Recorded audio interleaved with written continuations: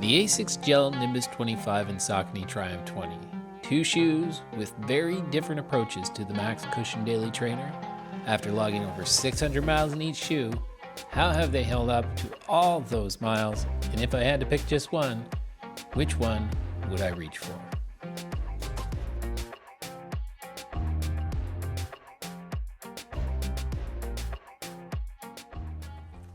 Hi everybody and welcome to today's video. My name is Matt and this is What Matters to Matt. And on today's video, we're going to look at two shoes that I've worn than any other shoes over the last couple of years. That tells us a couple of different things. First, it tells us that they fit into my rotation in more than one case. I'm not an incredibly high mileage runner, so I was reaching for both of these more than just for easy runs, more than just for recovery runs, and we'll go over that in this video. It also tells us that obviously I was really in love with both of these. And I'm going to be honest with you, when I decided to make this video between the Triumph 20 and the Nimbus 25, knowing that I put over 600 miles into each one of these shoes, I thought it was going to be an easy decision in terms of picking which one I liked the best, that I would go with the Triumph 20. But after I ran in them the other day, I took them out for a run. I went out with my family. I went to meet my family on Easter weekend and I ran out there in the Triumph 20. Then later on, I did a little bit of a shorter recovery run with my daughter in the Nimbus 25. The decision became harder to make. It became a little bit more difficult because I started to think about in what use case I would use both of these for. So we're going to talk about all of that in this video. We're going to go through the upper, the midsole, and the outsole, build a little bit of a Franken shoe, which parts of which shoe would I pick if I had to pick just one, and ultimately how they held up 600 plus miles in each one of these shoes. Let's get into it. We're going to start with the upper.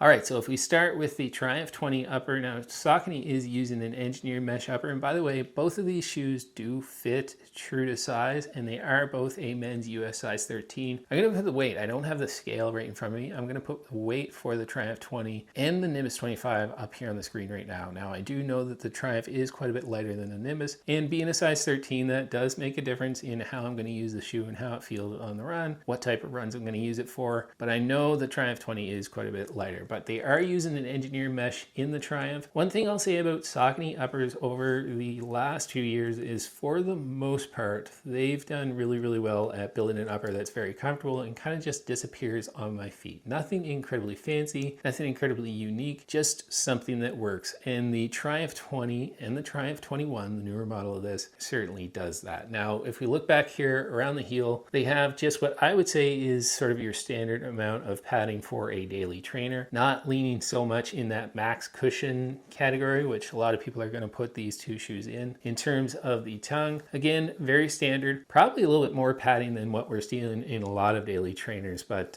pretty standard on the tongue. Lacing system, pretty standard. They got these little lockdown tabs, which I have been a fan of. They've worked really well. The heel collar back here, the back and the heel, it's very stout, very stiff, so lots of support back here. Now, one thing I will say is a lot of people found that in the Triumph 20, that it was a little bit narrow back here in the heel. I like that. I don't have an overly large volume foot, and I felt that really locked down my heel really well. And breathability on this upper, pretty good. Not great, but certainly better than the Nimbus 25. We'll get into that in just a sec. So overall, I would say upper on the Triumph 20, really nice, really comfortable, decently breathable, and just kind of disappeared on the foot. Now, in terms of durability of that upper, it's held up really well, except for maybe around the heel collar here, a little bit of wear and tear and a little bit up front in the toe, but nothing that you would expect to be out of the norm after over 600 miles in a shoe. So upper, really liked it on the Triumph 20. Now, if we move over to the Asics Nimbus 25, Asics is using a knit upper material here. Lacing system, just a little bit different, but still pretty standard, pretty comfortable. Again, lockdown in this was really nice. Back here around the heel collar. Now, like the Triumph, it's really stout back here, and there's lots of stiffness, lots of support. You do have more room back here, but they've included a lot more padding than what you get in the Triumph 20. So around that heel collar, Asics was definitely going for comfort. And they did say at the time that they released the Nimbus Nimbus 25 that this was going to be the most comfortable running shoe that you've ever run in. And the other day when I actually slipped the shoe on for the first time in a while, in the sense that I was slipping it on to go for a run, thought about that, and I would tend to agree. And it's obvious that they kind of made that their number one priority. That knit upper felt really, really nice and snug and hugged the foot really, really well. Foot really slipped into it. It felt like you were just sliding into a nice soft couch. That heel collar with all that padding just made it really, really comfortable. But what all that does is it built a fairly warm upper. It's not all that breathable. They weren't really concerned about that. It's a little bit on the heavy side. They weren't really concerned about that, but it is really, really comfortable. So if I had to choose between these two uppers, the Triumph 20 and the Nimbus 25, which upper would I pick? I'm actually going to go with the Nimbus 25. Now, the reason why is comfort is just so over the top with this shoe, definitely with this upper, that I can sort of ignore or not worry too much about how warm and how unbreathable this knit happens to be. Now, if you live somewhere warmer, if you live somewhere like down in Florida, you might want to steer clear of the Nimbus just because it can be incredibly warm. But for me, up here in Eastern Canada, most of the year, it's pretty comfortable and my feet don't really get that hot. But breathability is certainly an issue. I'm picking the Nimbus over the Triumph 20 when it comes to that upper. Let's move on to the midsole. All right, so let's dive into where all that magic happens, and it is that midsole. And we're going to start back with the Saucony. And Saucony is using their Power Run Plus material here. It's an ETPU beaded foam. If you're not familiar with the Triumph 20 or the Power Run Plus, if you have run in a Saucony over the last couple of years, most of them do sneak some Power Run Plus in there, and that's that Saucony has started to include an insole that has Power Run Plus material right in it. So it provides a little bit of extra comfort when you step into the shoe. Now they are looking at a 10 millimeter drop, 37 millimeters in the heel to 27 millimeters in the forefoot. And some people are not going to like that. It didn't really bother me at all. It was a little, I'm going to be honest, a little something to get used to. I did find that with that high drop and with this material at times, if you're somebody who's a little bit of a heel striker, you might have some concerns about stability. But what that gives you, in my mind, is a max cushion shoe that provides you with a good amount of energy return. The way they set up this drop, the way they use the foam in this shoe really did make it a fun shoe to run in. So I ended up using this for more than just recovery runs and easy runs. If I needed to pick up the pace, if I needed to do some strides, I could. If I was taking just one shoe with me away on vacation, I could. And a lot of that comes down to the setup and this midsole material. It was a lot of fun to run in. And over these 600 plus miles, I still find that when I took this out, and I did run 20 kilometers in this the other day, the energy return is still there. Is it like day one? No, but is it certainly a shoe that you can still run in and you can still have fun in? Absolutely. So midsole in this shoe is really, really nice. Happy to put more and more miles in this shoe if I need to.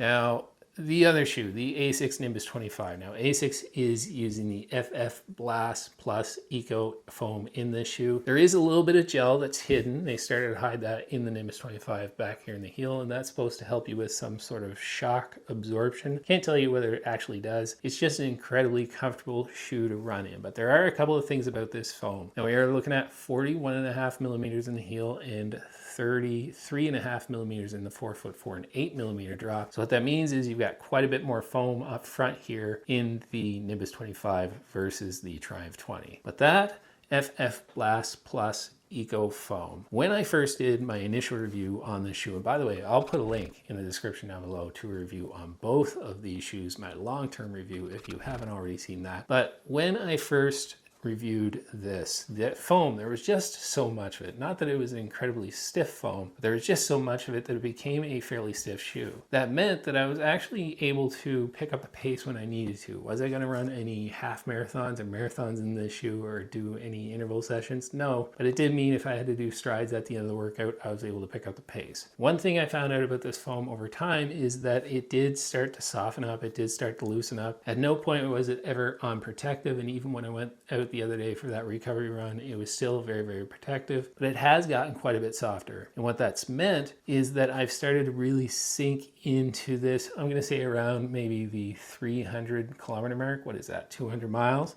really did start to sink into this foam, and it felt a little bit quicksandy or a little bit sandy. Is that it was soft enough that I sunk into it and wasn't getting much energy return back. So if I was using this for just a recovery day shoe, that foam was really nice and really protective. And there's no ground feel whatsoever in this. But if I wanted to pick up the pace, I reached a point pretty early on in the life of the Nimbus 25 where that just wasn't really an option. So it sort of became either an easy day or recovery day shoe, because when you couple that foam with the weight I talked about earlier, it's just not something I would take on a faster run or anything that I'm going to use for more than just recovery or easy days. So if we're looking at the midsoles, if I had to pick just one, I think it's probably obvious which one I pick, but that would be the Saucony Triumph 20. Just the energy return that I get back from this, the amount of fun that I get when I'm out running this, just makes this a better midsole. The one time that I would say that it doesn't, or the one thing that I would suggest where you might want to look at the Nimbus instead, is if you're going to use this as a walking shoe, as for something more than running. And actually, in fact, I've still got this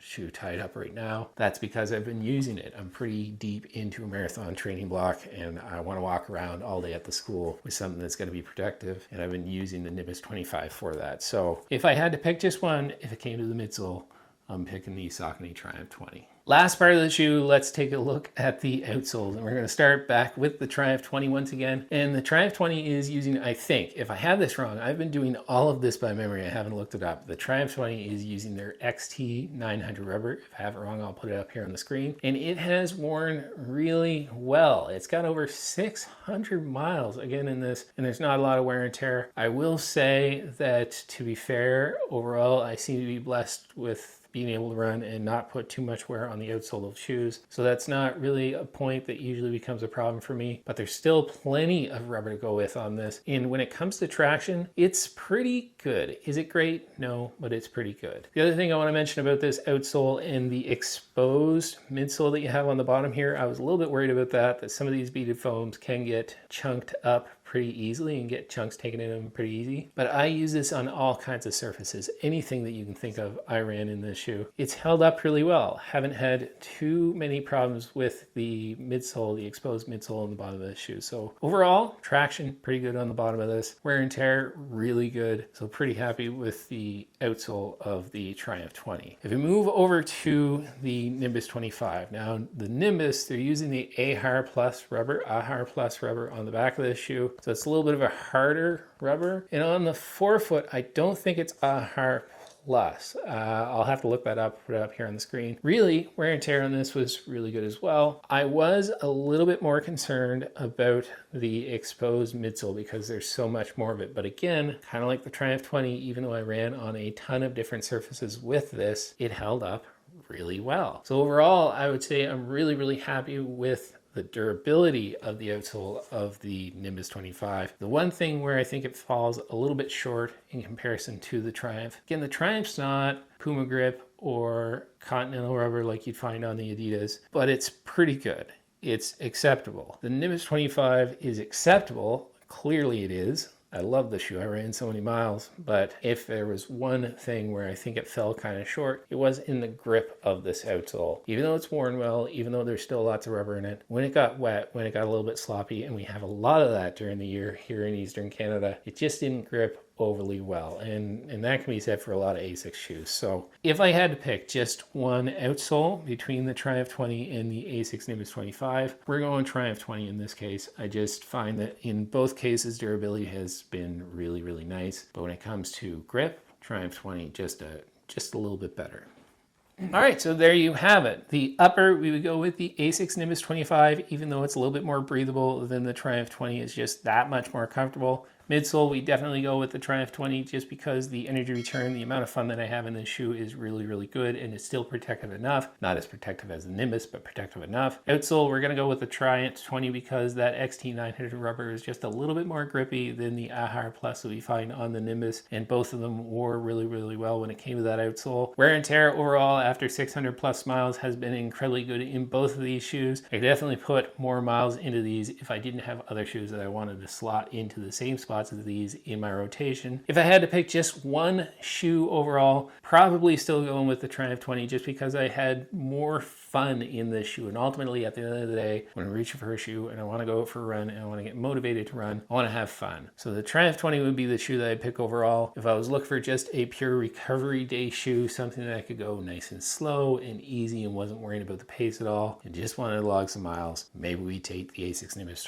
25, but in all other cases, we're going with the Triumph 20. There you have it, guys. That is my long-term review shoe battle between the Triumph 20 and the Asics Nimbus 25. I really hope you enjoyed this video. I really enjoyed making it for you. My name is Matt, and this has been What Matters to Matt, and ultimately, what matters to me most is my family. I'll see you guys in the next video. I don't know which shoe I should close out with. Probably the Triumph. It won. Step 1, wake up early, gonna rise with the sun. Step 2, get some food in you. Step 3, think real hard about what you wanna be. Step 4, everybody just do your thing. Wake up, today's gonna be a good